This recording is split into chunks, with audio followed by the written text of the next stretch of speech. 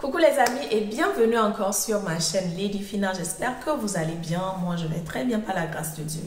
Dans la vidéo précédente, je vous ai expliqué ce que c'est qu'un cycle menstruel et aussi comment déterminer sa période d'ovulation dans le cas d'un cycle régulier.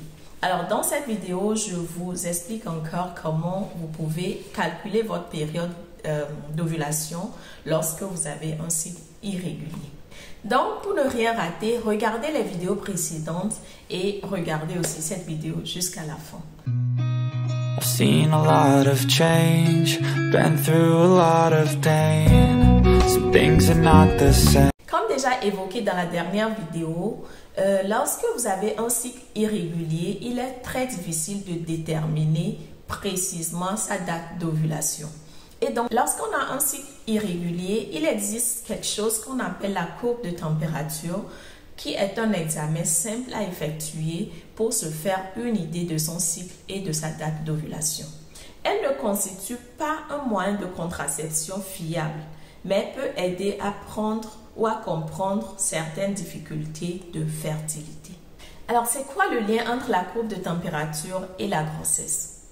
La température corporelle de la femme évolue tout au long de son cycle. Au cours d'un cycle normal, durant la phase folliculaire, la température est inférieure à 37 degrés et varie peu. Juste avant l'ovulation, la température chute. Elle est au point le plus bas du cycle.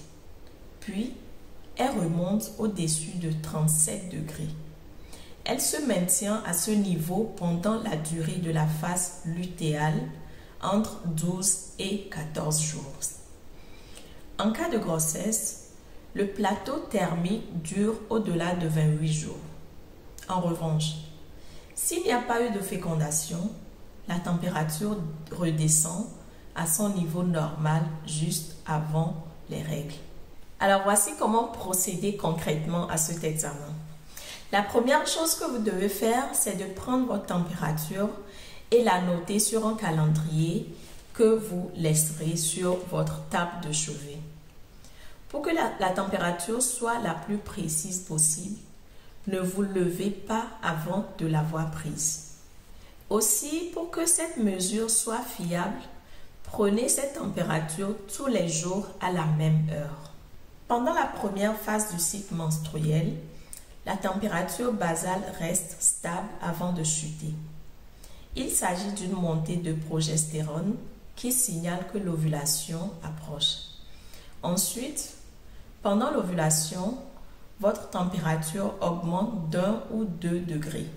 Avoir un rapport sexuel 2 jours avant l'ovulation, c'est-à-dire juste avant que votre température remonte, est le meilleur moment.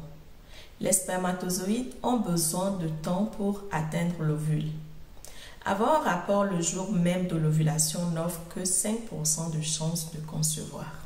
Il n'y a pas que la courbe de température qui peut vous aider à déterminer votre période de fertilité ou la période d'ovulation lorsque vous avez un cycle irrégulier. Alors, un autre moyen pour la déterminer, c'est de surveiller vos sécrétions vaginales. Alors, qu'est-ce que c'est? Ces fameuses sécrétions sont en réalité du mucus cervical qui est un excellent indice pour savoir où on en est dans son cycle menstruel. Les changements hormonaux modifient sa couleur et sa consistance. Les sécrétions fertiles sont fines et transparentes. Elles ont la consistance du blanc d'œuf. C'est le type de sécrétion qu'on produit lors de l'ovulation. Pendant le reste du cycle menstruel, les sécrétions sont blanches et troubles, qu'elles soient fines ou épaisses. Des sécrétions brunes ne sont pas rares quelques jours après les menstruations. Elles apparaissent parce que le vagin continue d'évacuer le sang. En temps normal, les sécrétions sont plus rares après la fin des règles. Un autre moyen pour déterminer sa période d'ovulation est de vérifier son col de l'utérus. Il s'agit du passage entre votre vagin et votre utérus et il évolue au fil du cycle menstruel. Sa position et sa texture nous en disent plus sur la présence d'une ovulation. Alors, touchez votre col avec un doigt ou deux. Faites-le tous les jours et notez vos observations concernant sa texture et sa position.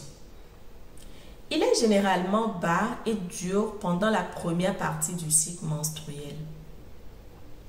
Il s'assouplit, s'ouvre légèrement et raccourcit lorsque notre corps se prépare à l'ovulation.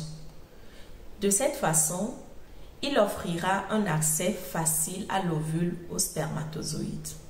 Au-delà de tout ce que je viens de vous citer, il est aussi conseillé de demander une échographie, d'adopter un style de vie adapté, mais surtout savoir gérer son stress. Merci beaucoup d'avoir regardé cette vidéo jusqu'à la fin. J'espère qu'elle vous aidera à pouvoir calculer votre période d'ovulation afin de tomber enceinte rapidement. Si vous avez toujours des questions pour plus d'éclaircissements sur le sujet, laissez-les dans les commentaires. N'hésitez pas à vous abonner à la chaîne aussi pour ne rien rater de tout ce que nous publierons dans les prochains jours. D'ici là, portez-vous bien et je vous dis à très bientôt et bonne chance. Tchuss!